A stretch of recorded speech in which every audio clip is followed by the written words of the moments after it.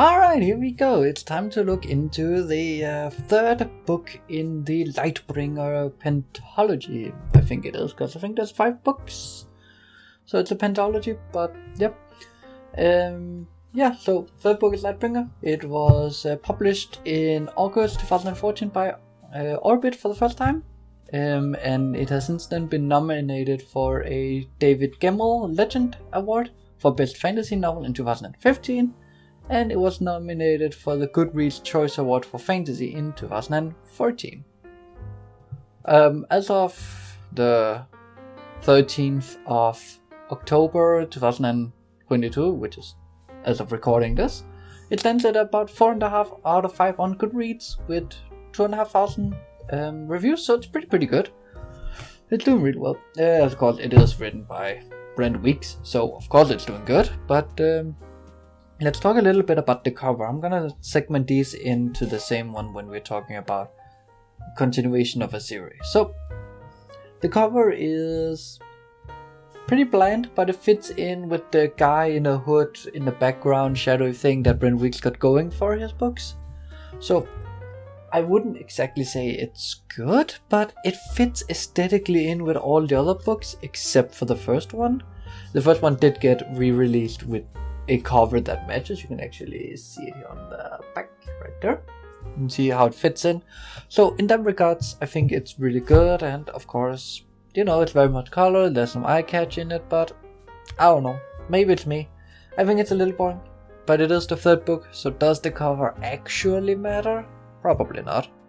So let's talk about what's in here instead. This first section here covers the first 37 chapters, roughly. Actually, not roughly, it does cover the first 37 chapters. Oh my god, words. And let's start off by saying I think Gavin takes the color blindness he's gotten surprisingly well. Probably a bit too well, and I think it also starts a little too boring. However, Fuck a Lot kind of brings that subplot up quite a lot. I think it's so funny. I don't know. I also really liked the way Kip got away from Simon. I think it was ingenious and it was fun, and it was super much how Kip would solve a problem like that. So yeah, I really like that. And talking about Kip, the entire charging in at the Spectrum meeting and having a fight with Andros and kinda actually almost won it, Like, it wasn't a physical fight, it was more like verbal. It was a verbal fight, but Kip almost won it, and that's amazing to me. And I still then think it just goes right back to them playing Nine Kings. It's just, that's perfect. Because that's where Andros feels the strongest, and that's like, it's a return to the normality that the book needs since so much has happened, and it's a good way of starting it up again. Of course, I also really like the Taya story. It's decently fun, but I feel like as a character she should start moving more towards trusting Kip, because she was his slave, but he never did anything, and it keeps being brought up as I should trust him, but I was a slave to him. But but he didn't do anything, and he said he never wanted to, and as soon as he could, he would get you free. So I don't know. It's really, really annoying to me, because Taya is a wonderful character. She's unique, she's fun, but I need her to start doing something, to have her character move, and not just be like, I was a slave, I'm gonna keep being mistrusting of anybody who cares about me. Now, talking about other women that annoys me, that's not that bad. Well, Liv, I still dislike her scenes so fucking much. I hate her as a character. I think she's bland, I think she's boring. I don't know, I'm glad there's so few of them, because they are really, really not fun. Yep. So far, a lot of good when we are with Kip and Andros and those people, and a lot of bad when we're following the women, but knowing how Brent Weeks writes, that's not how we're gonna continue. But we are gonna continue to the next section and see if everything gets better. This part goes up to chapter 50 and includes chapter 50. So I want to talk a little bit about prophecy, the chosen one here, because it's kind of a used up trope by now, being, oh, you're the chosen one, like Harry Potter and so on. But what I think is interesting, right? Because in Harry Potter, were always this dilemma: was it gonna be? I mean, we know as the reader, it wasn't. It was supposed to be him, but in world there were multiple. There were Neville Longbottom too, so it's kind of like it was always a coin throw in universe. But here, Kip kind of knowing he's the Lightbringer is really, really fun, because he's not sure, but everyone's like sure he is, and they want to protect him from it. And that brings me to like the trope, because I think it's a fun play on it without like changing it for the sake of changing it, but changing it in a way that makes sense for the character. And this also brings me to the Kip and Crookshanks talk about Kip's future, where Kip is like, but I want to be in the Blackguard, but Crookshanks is like, yeah, but we all know you're not gonna be because you're too important. So as like, how are you gonna protect your granddad if you're a Blackguard? Like, there's gonna be conflict of interests, and also being a Lightbringer. So. And I think it was a fun talk, because it also highlights Crooks's personality as being more than just the smart Blackguard guy, but being like this really, really smart character. And I'm kind of sad we haven't gotten more of him yet. Now, Garvin, of course, is now part of the Ilka tribe by Irene, and I think it's a really weird dynamic, since Garvin doesn't have his flair, usually he has this swagger about him, like, oh yeah, I got this, yeah. He doesn't have that now, so it's kinda, you don't feel quite enough dread, in my opinion. I feel like you could have gone, like, have him feel more dread from being a fish out of water, but I do believe that it was a good, like, choice. And, like, it's really interesting, it's fun, and I love it. I just think dial it up a bit more and it would have been perfect, but it's perfectly good and perfectly fun as it is, so I'm gonna not complain about that. So Karis has also turned to join the White in more like a controlling her spies and so on, and that's really fun.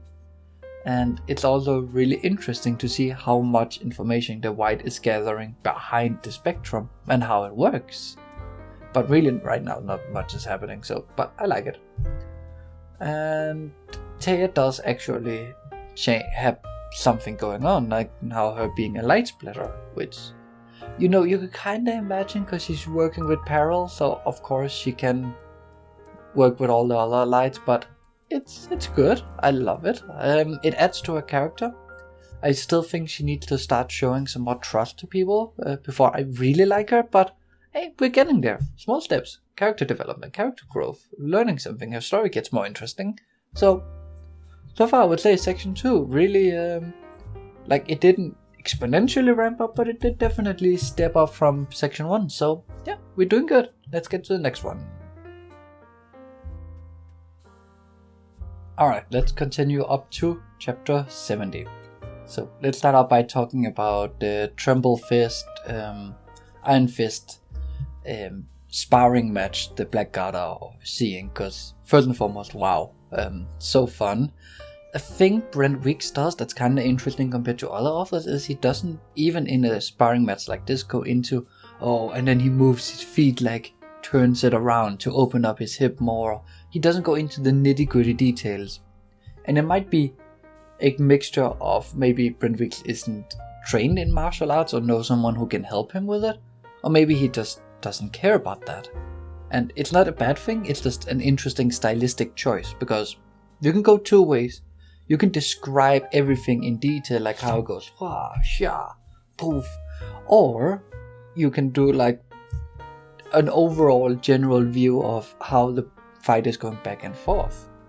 And Brent Weeks, of course, is in the latter category that doesn't over-describe the battle, but is more using it to drive a narrative. Not saying the other one doesn't, but this one is pure narrative based and not as much the action.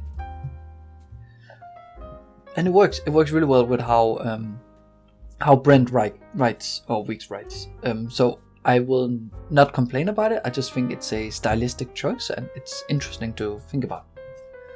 Now, actually, after the exhibition match, all the Blackguards have to explain something that they've learned, and of course, Kip's group, being the best one, are the last ones there, and they are explaining everything. And Kip actually figured out, because back when Iron Fist were gonna be promoted to commander, he was fighting against his brother Tremble Fist, who would become the commander.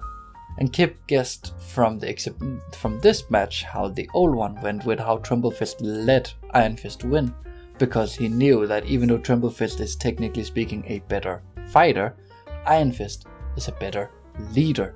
And that was what the Blackguard needed. They didn't need a fighter, they needed a leader. And it's just so good because it adds a lot of character to both Iron Fist and Tremble Fist, because both of them are very storic characters. And in some cases, I mean, they're great. I love both of them, they're so funny and all, but they are kind of one note in the historicness. So this kind of adds a third dimension to why they are like they are. But at the same time, it also adds something to Kip, because it shows how much he's grown, how much smarter he's become compared to, in book 1, where he had no fucking clue what was going on ever. Now he's able to deduct something he did not know. Let me try again.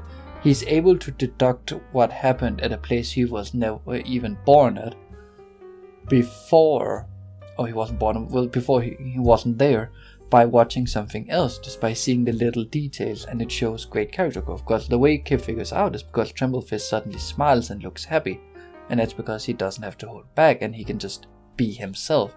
Whereas at the exhibition match, because everybody knew about it, but not because they hadn't seen it, Kip then figured out, then Tremble Fist must have held back, and that must have frustrated him a little, because you never want to hold back. That's just a long way of saying I love that scene, and I think if you're reading this book, when you get to that point, savor it, read it. I read it 2 times, I think, because it was just so good.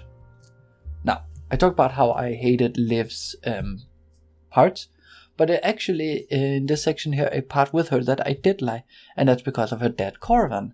Because Corvan and Aliviana, or Liv, is so opposite each other. Of course, they're on the opposite side of the war, but Corvan puts everything into perspective for her, and it's kind of sets her in place because she was so sure of her morally superior side. And then he highlights, well, yeah, we did atrocities, we did horrible things, but so did you. Your side is not better. Corvan's like, I ordered men to go fight in this war, and I knew I couldn't stop them from raping and killing. You ordered men to do that, and you couldn't stop your men from raping and killing. So if you're blaming me for it, you should also blame yourself for it. And it's just, that's so good, because so far she's been arguing how she was not there physically to stop them, therefore she couldn't, be blamed. But you gave the order to attack, you gave the order to invade the city, and you knew what was going to happen. So of course you share some of the blame, at least indirectly. And it's such a great show of how things actually work, because in a war both sides are gonna commit atrocities. That's just sadly how it is. I mean, war is horrible, but it's so great finally someone to set her down, and without it was a calm it felt more like a calm discussion than them fighting, and so it felt great her afterwards being shocked that, wait, maybe she was wrong, maybe she isn't infallible like she thought. And I like that. Last thing I want to discuss is the Tysis and Kip talk in the bath, and that sure was something. Yeah, it sure was something, What I love about scenes like that is, of course, not the sexual undertone, because, I mean, they're fine, but what's really funny to me is the social awkward Kip is.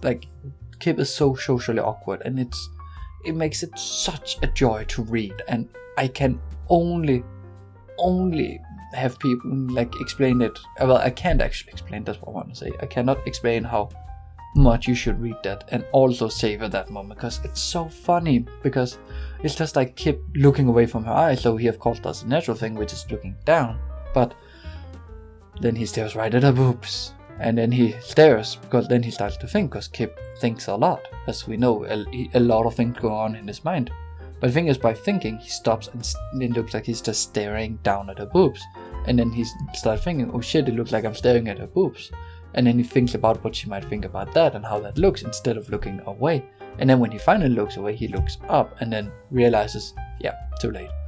And it's just all of the socially awkward thing. It's so good. Of course, it's also a little tough to read because it is so awkward, but I love that. I think it's so good. So yeah, absolutely. So far, this is the exponential growth in quality that I wanted in this book from section 1 and 2. So yeah, I can't wait for the final part of the book. Let's get to it. Let's start by talking about chapter 75. This, by the way, from chapter 71 to the rest. So, chapter 75 is just one long chapter of philosophy about nature of time and all that stuff. And it's really, it's a doozy. I'm not gonna say I understood it all, but I enjoyed it still because Weeks is such a good philosophy writer. At least when it comes to his fantasy novels, I think he does so good. But one to highlight is an argument of being omnipotent contra immortal, or at least, eternal.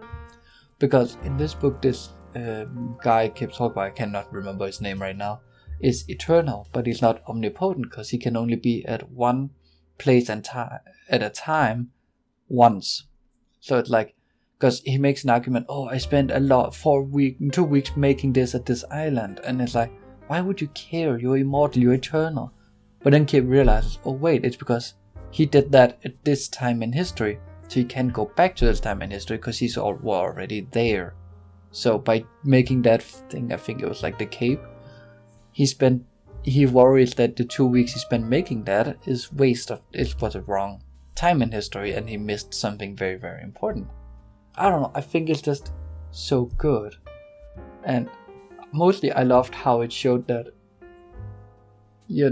everyone in the book's gotten a little bit about the history and the world correctly, but no one, not even the Broken Eye clan, who keeps talking about how, we know all the secret stuff that nobody knows about. It's just, no, you don't know all the details. You know a lot of the details, you might know more than others, but you don't know everything. And that's kind of my problem when there's a secret cult, is usually they know all the secret stuff, like, why do you know it, how do you know it, and why are you sure you're correct, when the other parts, of course, equally sure. But here, no, they don't know all of it, and I love that. Alright, moving on from that one chapter. Andrew is hiring the kill on the white. That's a ballsy move, but not quite unexpected. I do love how, we get to see cold-blooded Andrews all the time, so I don't really want to spend too much time on it, but what I want to spend time on is the loving Andrews who loved his wife Philia, and probably the only reason he was so mad at her was because he was a red right at the time. But I love we actually got a little bit to see that Andrews is not cold-hearted. It's an act he puts on for his goals, but he do care about certain people. In this case it's Philia, and I guess it's because she's the only one who could match him perfectly and keep up with him. Now, I'll never be tired of seeing Kip being nervous around girls. Never. Him and Tysus is kinda cute, although I do think Taya would be a better love interest, and that's kinda sad to me, because I have a feeling, as I reached the point, that point of when I wrote that window for that, it was before the escape, which I'll get to in a second, and it was before the final part with Tysus, which I will not spoil about. So yeah, I really want Taya to be with Kip, because let's get to the argument, because at the escape, this is where we get Taya's character growth. We get it. She finally admits that she's not only in love with Kip, but she trusts him wholeheartedly. And fuck, man, the entire escape scene with the Blackguard crew is just chef's kiss. It's so good, because though they are a group of people we learned about all the way back in book 1, They kind of been sidelined a lot, but no more. They are now gonna be a part of the actual plot. They are saving the Lightbringer. They are protecting him. They're using all their knowledge, and they're showing how they're all uniquely skilled. And I love it, and I think it's so good. And of course, giving them the name The Mighty is just such like irony, because we all know it's gonna drive Andros insane, and I can't wait to read about that. But no, I think it's so funny, and I think the entire thing is funny because there's a lot of great humor and a lot of great action scenes, and it's not the nitty-gritty small details we discussed earlier in the review. It is the overall, like, jumping over the shield, grabbing it, shooting.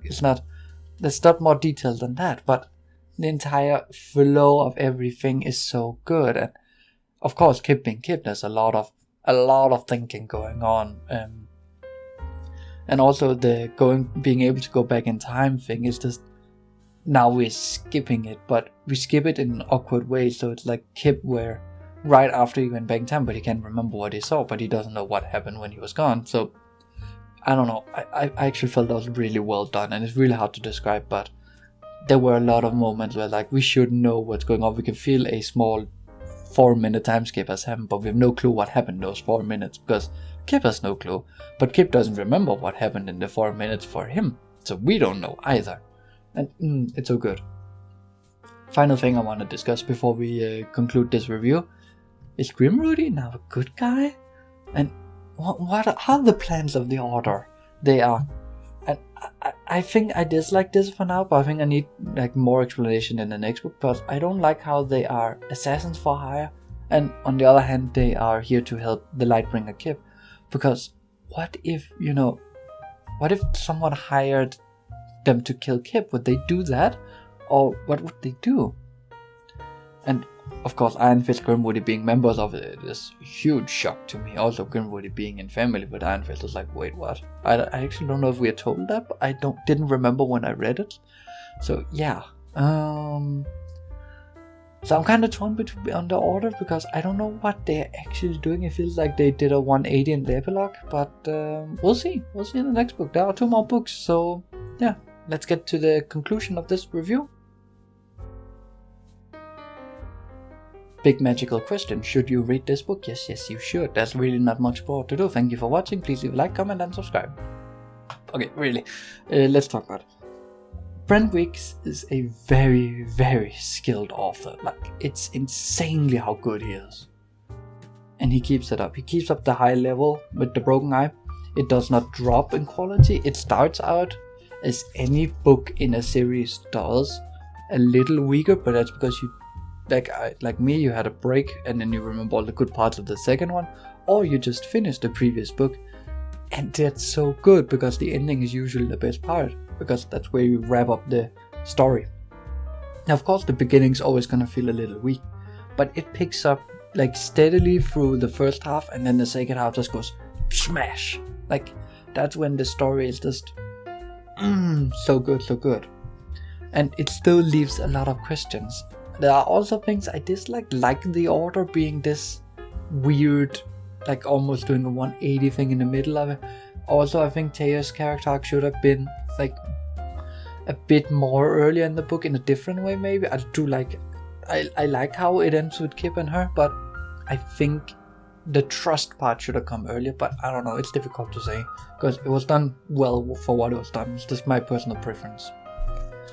So should you read this book?